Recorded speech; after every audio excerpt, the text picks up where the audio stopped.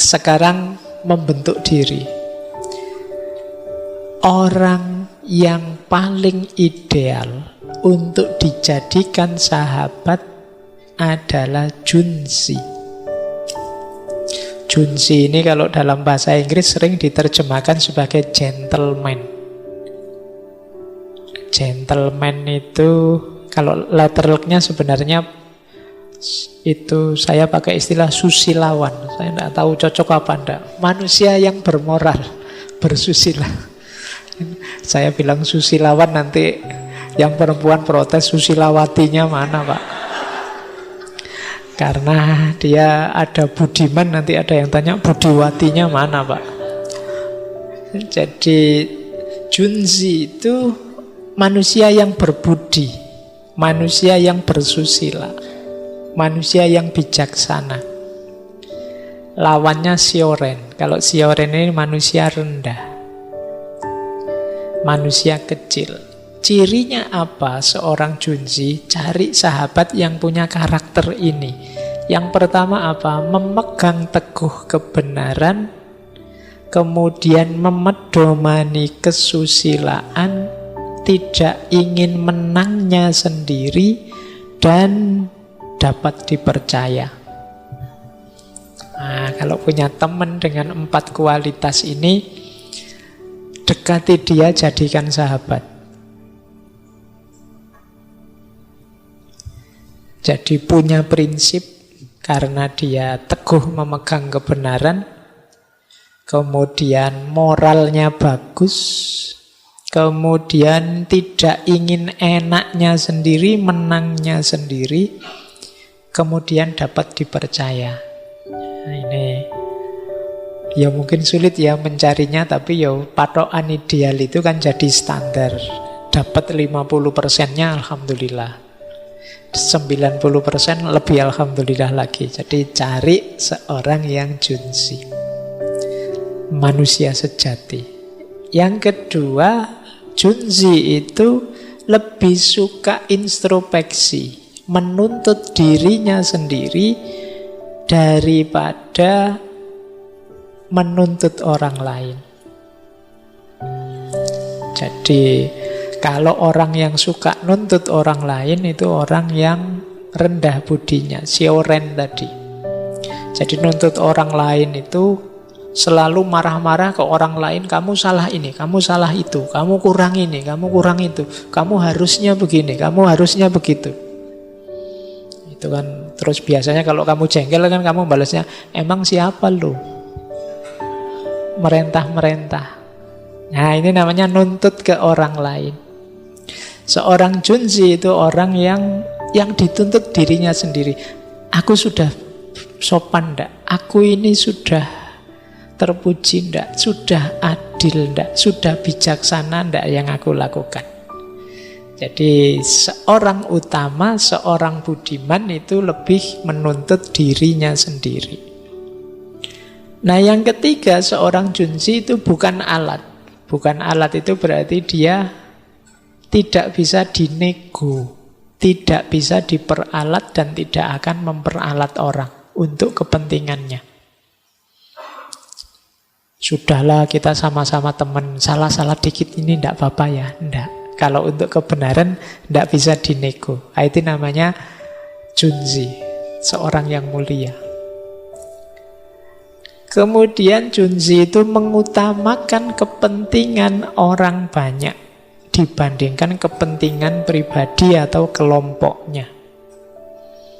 Nah, ini enak dijadikan sahabat daripada orang-orang yang dipikir dirinya sendiri terus atau kelompoknya sendiri terus. Cenderung egois. Kemudian dia mau berlomba tapi tidak mau berebut. Mau berkumpul tapi tidak mau berkomplot. Nah, kalau berkumpul itu biasanya untuk kebaikan. Kalau berkomplot itu untuk keburukan. Jadi diajak ngumpul-ngumpul oke, tapi diajak berkomplot enggak. Ngumpul-ngumpul untuk kebaikan. Jadi kan misalnya kumpulan ngaji bersama itu berkumpul, kan enggak mungkin disebut komplotan orang ngaji, kan enggak enak. Jadi ini orang bijaksana, orang budiman itu ya ngumpul ya, ngomplot enggak. Kemudian lomba ya, berlomba dalam kebaikan oke, tapi enggak rebutan. Jadi kalau rebutan itu saling mengalahkan, saling menaklukkan, saling menjatuhkan. Aku yang paling banyak, kamu sesedikit mungkin. Nah, ini namanya rebutan. Tapi berlomba ayo. Berlomba itu aku akan lebih baik, aku akan lebih baik darimu. Yang sana juga aku akan tidak mau kalah dalam kebaikan darimu. Nah, ini orang yang bijaksana. Nah, Junzi itu tidak memuji seseorang karena kata-katanya dan tidak menyia-nyiakan kata karena orangnya. Jadi tidak tertipu oleh kata-kata, meskipun juga tidak menjudge orang hanya dari luarnya saja, kata-katanya saja. Jadi intinya tidak mudah menghakimi orang, tidak mudah memvonis orang. Nah, itu seorang Junzi. Jadi kalau teman-teman mampu, carilah sahabat seideal ini atau bentuklah dirimu seideal ini untuk jadi seorang yang pantas dijadikan sahabat. Baik, lanjut. Nah, nanti Konfusius punya konsep teman jauh dan teman dekat. Ini jarak ya, bukan urusan LDR-an apa. Jadi maksudnya begini loh. Kita itu dalam hidup ini biasanya sangat appreciate, sangat menghargai teman jauh. Makanya ada kalimat dari Konfusius itu, ada teman dari jauh yang datang berkunjung, bukankah menyenangkan? Kita misalnya punya teman di kampung, tiba-tiba datang ke Jogja, ke sini menemui kita, itu kan gembira, itu teman jauh. Sebenarnya maksudnya kalimat ini menurut saya, teman yang jauh saja datang begitu menyenangkan. Lah kok kita lupa dengan teman yang dekat?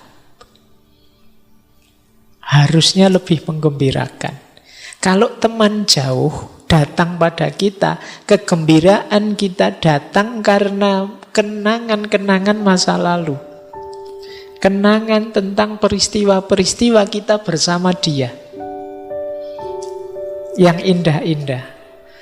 Teman itu kan begitu. Meskipun misalnya teman-teman zaman SMA dulu ada teman yang musuhan dengan kita, gegeran dengan kita, sering kali kita tidak cocok, tapi begitu sekarang jadi mantan, sudah tidak ketemu lama, reunian, itu kan isinya gembira semua. Yang dulu cerita marah-marah, sekarang jadi cerita ketawa-ketawa. Betapa konyolnya kita dulu, betapa, itu kan kenangan. Jadi teman lama itu selalu menyenangkan.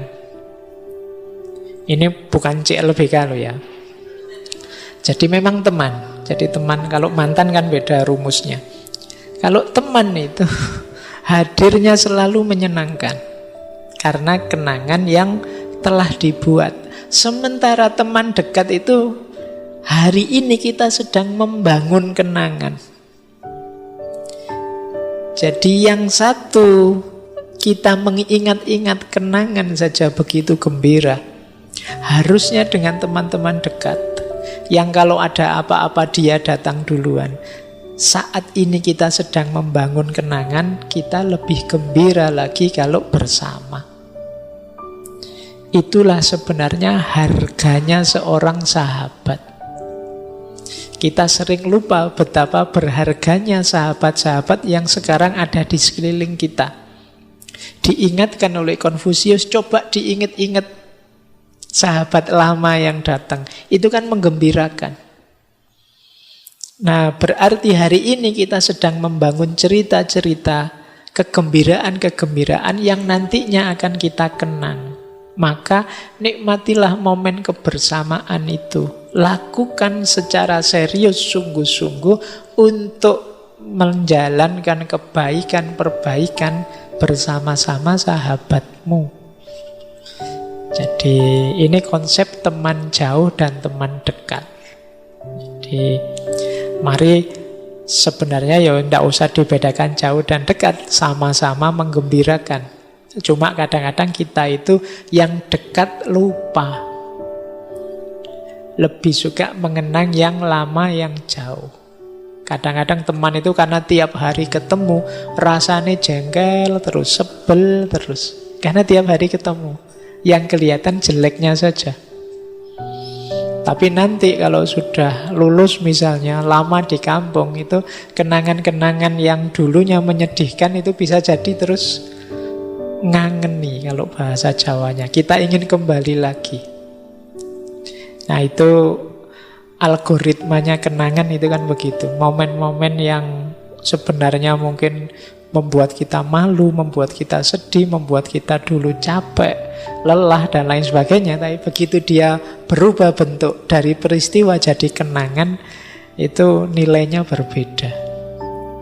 Nah maka silahkan membuat sebanyak mungkin kenangan dengan sahabat-sahabat dekatmu. Karena itulah nanti yang akan jadi cerita di masa depan.